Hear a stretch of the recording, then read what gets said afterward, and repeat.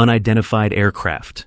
You have 60 seconds to turn away from the USS Freedom, or we will open fire. The final warning hissed across the radio. Below the waves, the battle group shifted into firing formation. Missile bays, hot radars, locked. Then a single voice, cool as steel, slid through the interference. She spoke one call sign.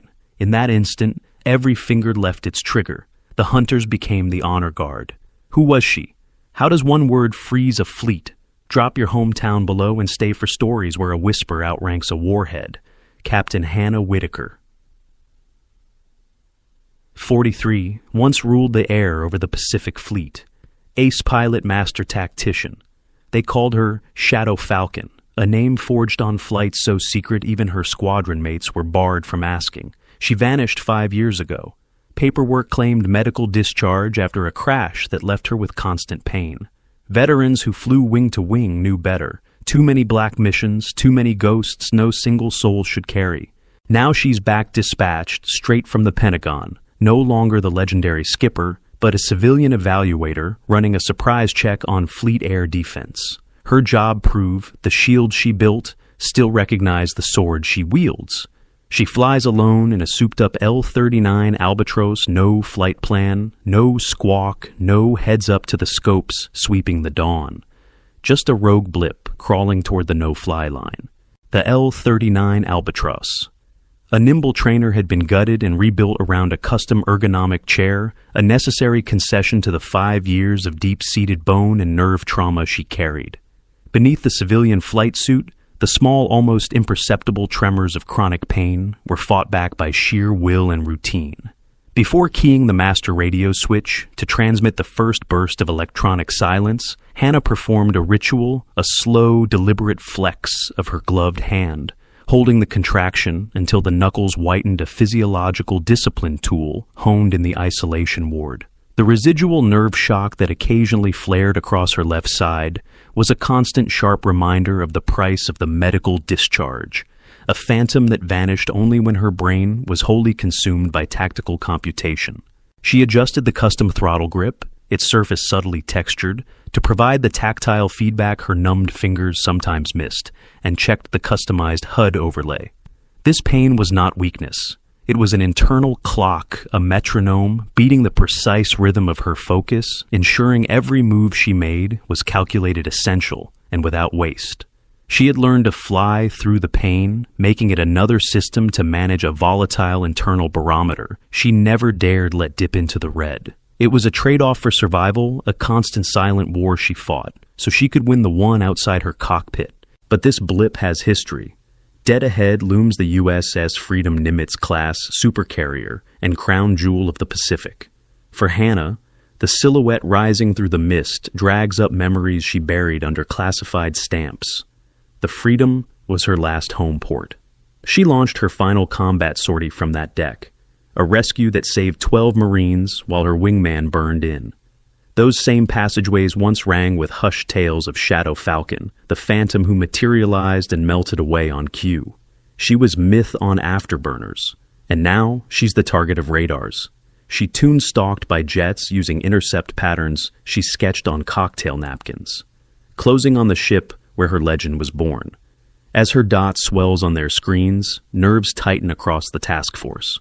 In the shadowed quiet of the captain's tactical plot, far from the clamor of the air ops deck, Captain Ray Holt and Admiral Brooks exchanged a look that cut through the textbook procedure. Brooks didn't need the tactical display to confirm the aircraft's identity. His gut, trained over decades of escalating tension, had already made the calculation. They had prepared for this exact moment, a possibility outlined in a heavily redacted top-secret contingency filed under Project Archangel, a drill so deeply black it bypassed every conventional chain of command. The air boss had been explicitly warned 3 weeks prior by a pale, precise Pentagon messenger to expect a non-compliant contact, and to follow every escalation protocol except the final lethal execution command unless Brooks himself ordered it. This was the moment of truth for the ship's culture, whether the fear of failure or the adherence to an unseen higher authority would prevail. Holt subtly adjusted the posture of the watchstanders on the perimeter, a silent order for absolute focus. knowing that if this was truly Archangel, the fate of his career and the ship's reputation rested on whether his sailors would hesitate not out of fear, but out of recognition. The impending crisis was not a threat from without, but a test of the loyalty they still held for the phantom who created the standards they live by. Rules are rules. Unknown aircraft inside the bubble must answer or burn. Her transponder says civilian, her radio stays mute, and klaxons howl from stem to stern.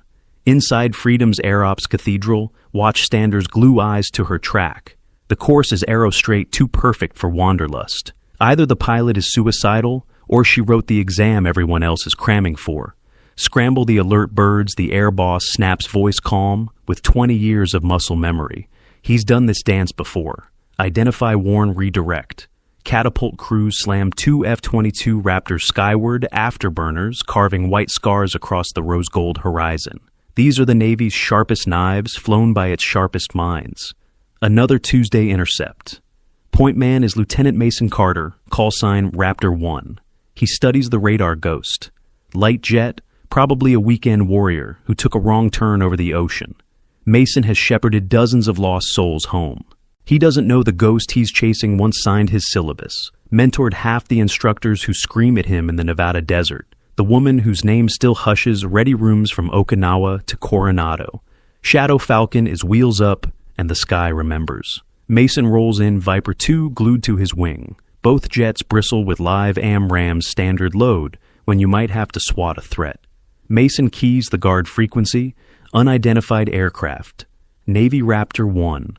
You are penetrating restricted airspace. Squawk ident and steer. 270. Mason banked the Raptor, his eyes glued not to the radar screen, but to the L-39's vapor trail against the rising sun, and a sudden chilling realization tightened his jaw. The light jet wasn't just ignoring the standard redirection vectors. It was executing a counter-intercept profile against them, using classic defensive positioning that minimized their missile lock potential. This was not the random drift of a lost civilian. The pilot was subtly perfectly controlling the engagement geometry, forcing Mason to overcommit to his turns and burn unnecessary energy. He watched the L-39 dip its nose slightly, a minute maneuver, and instantly understood its purpose, correcting for the Raptor's precise altitude to deny the optimum target acquisition angle for the F-22's infrared sensors. It was an anticipatory high-level tactical move, the signature of a pilot who knew exactly what the F-22's combat systems were designed to find, and how to deny them the kill. Mason's blood ran cold, recognizing the impossible sophistication of the maneuver, remembering the countless hours he'd spent in simulators trying to replicate a mythological evasion pattern known only as the corkscrew ghost.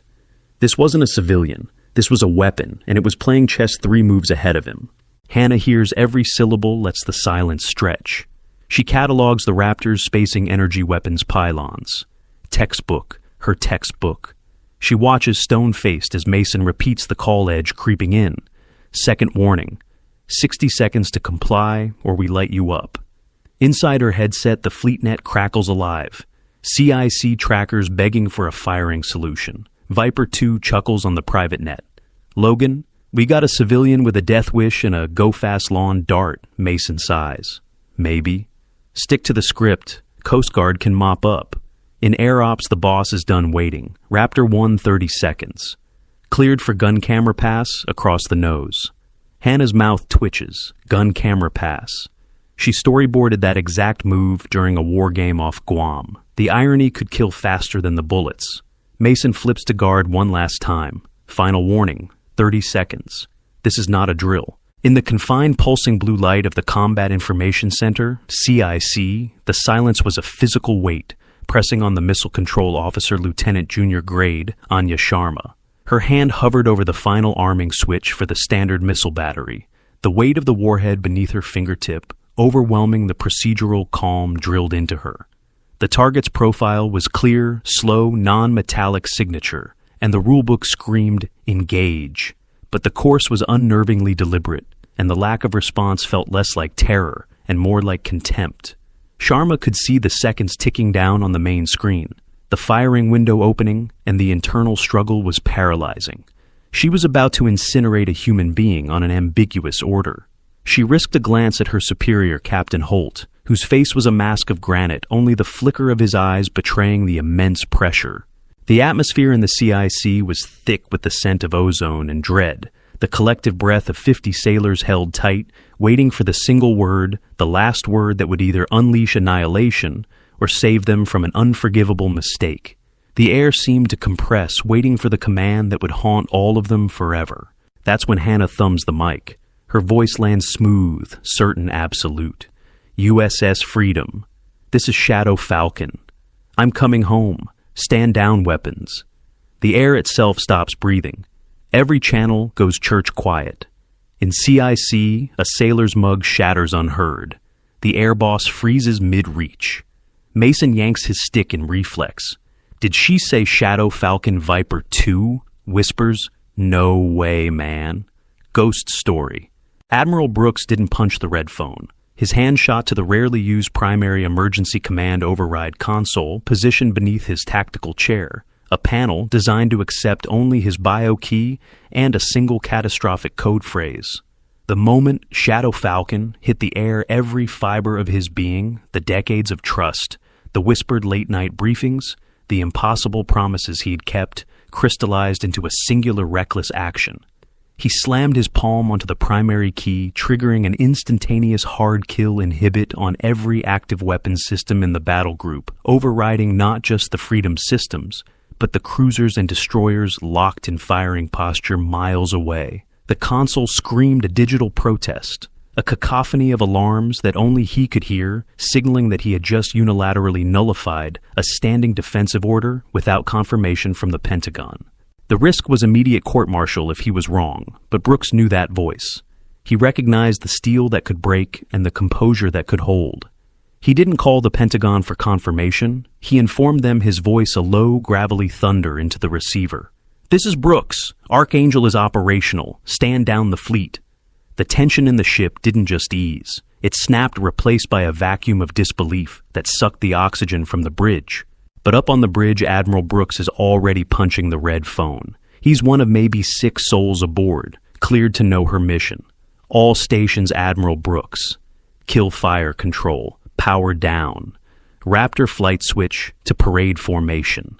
Mason blinks. Parade, sir. She's civilian, no squawk.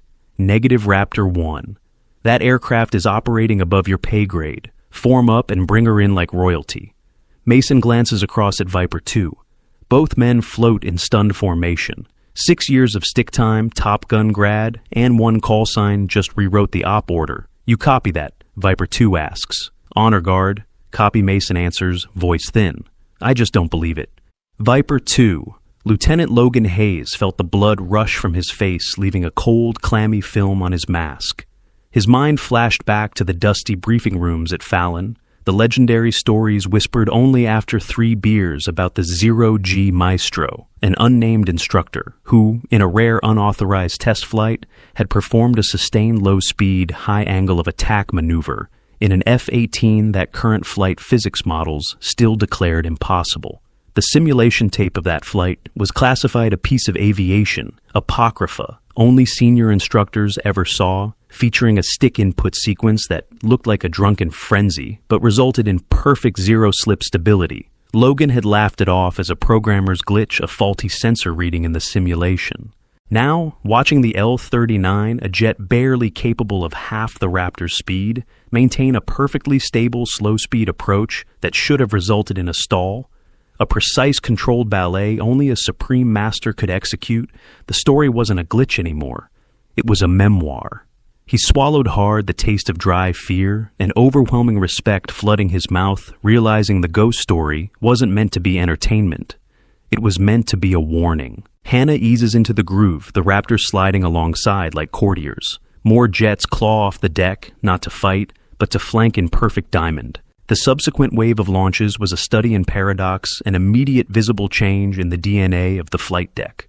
4 Super Hornets and 2 E-2 Hawkeyes roared off the catapults, not armed for combat, but positioned for a complex non-standard honor diamond formation that required pinpoint timing and absolute mutual trust. This wasn't standard operating procedure.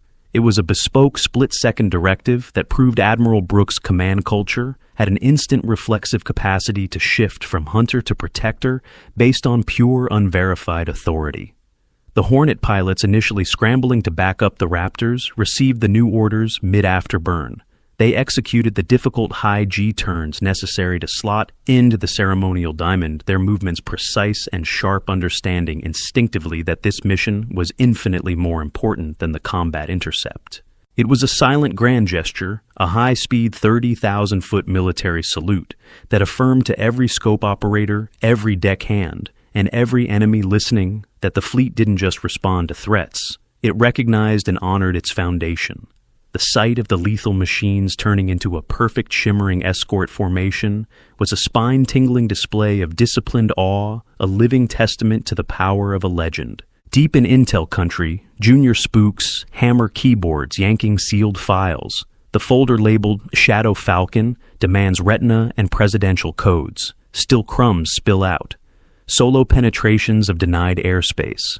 Extractions from countries that don't exist. Drills that rewrote the physics textbooks. Every line stamped, discuss only with POTUS. Mason Key's a private side channel. Shadow Falcon Raptor 1. Privileged to fly your wing. As the Albatross settled into the groove shielded by the parade formation, Hannah didn't just rely on her eyes. Using a bespoke multi-band transceiver tucked into her dashboard, she activated a burst transmission sequence targeting 3 specific low-power antennae arrays on the carrier's island, a covert system she'd personally designed years prior to test electronic security vulnerabilities. The purpose was not communication, but data acquisition. In the 4 seconds it took for the L-39 to travel from the 3-mile marker to the round down, the system analyzed the ship's active ECCM signature, confirmed the updated IFF encryption handshake latency, and mapped the frequency hopping pattern of the tactical data link. The results scrolled in micro-LED text beneath her main altimeter, a silent internal debriefing that verified the robustness of the fleet's electronic shields. She had tested their systems during the intercept, and her calm, almost casual reply to Mason, "Your intercept was textbook," was not just a compliment. It was her preliminary non-verbal report on the ship's real-time defensive posture. She was auditing the system even as she complimented its parts. Hannah's reply carries a smile you can hear. "Thank you, Raptor 1. Your intercept was textbook. Your instructors earned their pay." Mason's throat locks. Something in her cadence says she knows exactly which instructors. The compliment lands like a medal. Word ricochets through freedom's steel arteries. Priority flash traffic hits every mess deck. Crew abandon stations, sprint for catwalks. In Intel, Lieutenant Commander Ava Chen stares at decrypted fragments. "Ma'am, this stuff never happened." Her deputy breathes. Dates match Black Swan events nobody admits. Captain Holt leans in. "You're telling me we almost smoked a Pentagon ghost?" Chen nods. "Last entry lists her under Project Umbra, redacted. Even I can't touch it." On the flight deck, sailors pack rails 3 deep. Old salt swap, lies they swore were true. Chief Malone, 20 years of salt crust, tells wide-eyed boots I saw her land an F-18 with no flaps, no tail hook, and half a wing gone. Grease monkeys still can't explain the tape. A kid asks, "Why's she back?" Chief Malone doesn't blink. When Shadow Falcon lands, oceans move. Admiral Brooks trains binoculars on the speck growing larger. He knows what the crew can't. 5 years of solo sorties in places. Satellites pretend are empty. Sir Aide murmurs, SecDef wants visual confirmation. Brooks grunts, expected. This isn't an audit. It's rehearsal for something ugly. Hannah's L-39 sinks toward the round-down Raptors locked in ceremonial trail. Inside the cockpits, Mason and Viper 2 still reel. Remember Top Gun stories about the mystery instructor who broke the sim? Viper 2 asks, starting to think that was her. Landing officers stand parade rigid. Bridge orders receive her like a 4-star. Hannah kisses the deck hook, bites wire, jet lurches to blessed halt. Canopy up. She pulls off her helmet, and the Pacific wind snatches 5 years off her face. Sailors pack every ladder, every sponson. Some faces she knows most, too young for her war. Captain Holt strides up Marine Honor Guard, crisp behind him. "Commander Whitaker, welcome home." "Thank you, Captain." Her voice still carries the calm that halted missiles. But something softer rides underneath like steel, remembering it's allowed to feel. Captain Holt paused, allowing the Marine Honor Guard to secure their positions, before stepping closer to Hannah, his voice dropping to a level that only the immediate personnel could hear. His crisp uniform and perfectly maintained composure barely concealed the weight of command. He didn't address her as civilian evaluator, the official flimsy cover story, but simply as commander. Holt knew this was not a simple audit. This was an institutional loyalty check. The Pentagon wasn't testing the hardware. They were testing the culture to see if the current generation of officers and sailors still understood the implicit non-documented laws of war, the ones that dictated when to trust instinct over protocol. He nodded toward the packed rails where faces were a mixture of awe and confusion. The men have been taught to follow procedure, Commander. He stated, his eyes fixed on hers. Today you taught them that some procedures are written in blood, and those are the ones that must be learned by heart. His statement was a subtle acknowledgement of the truth, that her presence meant the nation was preparing for a kind of fight that required the impossible, the kind of fight that only Shadow Falcon could win. Mason jogs over, suddenly 12 years old. Ma'am, sorry for the guns. If we'd known Hannah cuts him off gentle, nothing to apologize for, Lieutenant. You flew my playbook better than I wrote it. Who taught you Lieutenant Colonel Grant, ma'am? Top gun. She smiles. Tell Grant Shadow Falcon approves his graduates. Mason's knees nearly buckle. Grant still shows tape of a nameless pilot pulling 9. G turns physics, said, no. Chief Malone steps forward, boots trailing awestruck kids. Ma'am, Dex honored. Hannah scans the sea of faces, some etched in memory, most brand new, all wearing the same unguarded respect. 5 years of Shadow's victories, no one toasted. Failures, no one shared. Today the curtain lifts. Word surges through the ship. Routine intercept morphs into deck party legend. Every passageway hums, Shadow Falcon lives. Admiral Brooks walks her the full circuit. But this is no courtesy tour. She's stress-testing the machine she blueprinted. Your threat handoff is silk, she says in CIC. Whoever synced the new Matrix studied my footnotes. Brooks grins. Took 5 years and 3 admirals, but we built your wish list. Hannah trails fingers over consoles she once mocked up on bar napkins. Every screen, every shortcut, every alarm tone carries her fingerprints. Department after department parades its best, hungry for her nod. Questions fly, upgrades propose pride thick enough to chew. Lieutenant Mason shadows her like a puppy, drinking in every syllable. Ma'am, when you wrote the rules, did you ever think you'd be the intruder? She stops wind-whipping her hair. I wrote them, hoping one day I could walk through my own back door unannounced. Just never guessed I'd be the one knocking. He hesitates. The black flights. What were they like, Lonely? When your mission doesn't exist, nobody high-fives you on the ramp. When you auger in, nobody files the report. You carry the whole war in your pocket. That night, the hangar bay fills shoulder to shoulder. Captain Holt steps to the mic. Commander Whitaker has the deck. She doesn't brief. She tells stories. She leaned against a wing of a display, FA-18, the metal cool beneath her flight suit, and the collective memory of the deck focused entirely on her. She spoke not of the Marines, but of the physics the night she extracted them. Her F-18 starboard engine had ingested debris, leaving her with minimal thrust and critical hydraulic failure hundreds of miles from the carrier. The standard ditching procedure was an execution warrant. Instead, relying on a theoretical principle of aerodynamic asymmetry correction. She had derived years before she systematically stripped the remaining working controls, flaps, rudders, even the functional engine into a series of oscillating micro-inputs. This generated a temporary asymmetrical lift vector that essentially tricked the dying jet into stable flight, creating a 300-mile glide slope where none should have existed. She didn't just land a damaged jet, she redefined what a damaged jet could be. She explained the maneuver with the technical detachment of a college lecture, but the effect on the audience was devastating, a realization that the heroic act was not an emotional moment, but a triumph of cold, calculating genius under impossible stress.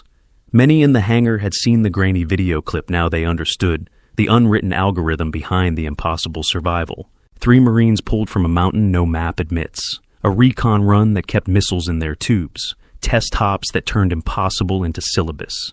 Then she looks at the kids in front. 5 years ago, I thought walking away meant losing this family. I was wrong. Every mile I flew in the dark was to keep this deck turning, these lights burning, these people breathing. You are the reason I came home. The hangar erupts metal thunder under steel sky. Afterward, clusters form, chiefs mentor, boots pilots, swap tricks, techs, sketch mods on napkins. The ship exhales 5 years of held breath. Later that night, long after the hangar bay had cleared, Lieutenant Commander Ava Chen remained hunched in the secure terminal, her face illuminated by the stark green glow of the unlocked files. Project Umbra wasn't about rescue or tactical advantage. It was about existential deterrence. The deepest files revealed that Hannah's final black flight was a solo deployment to neutralize a newly launched pre-orbital weapon system. A payload that, if successfully deployed by a rival state, would have destabilized the entire global nuclear balance. The crash that followed wasn't due to mechanical failure. It was a consequence of the extreme non-survivable G-loads required to escape the collapsing engagement zone. The pain she carried wasn't just physical trauma. It was the cost of saving the world from a war nobody knew, almost started. Chin stared at the entry. Commander Whitaker retired to prevent classified information contamination. The paper-thin cover story of medical discharge was a lie designed to protect a secret so vast it made the ship's entire mission feel like a sandbox exercise. The real threat was never the rogue blip on the radar. It was the chaos she had fought alone to keep off the screens entirely. Before taps, Mason finds her again. "Ma'am, you staying." Hannah studies the jets she once bled for the faces she now guards from the dark. For a bit. New pilots to break, new tricks to teach, and the Pacific's getting restless.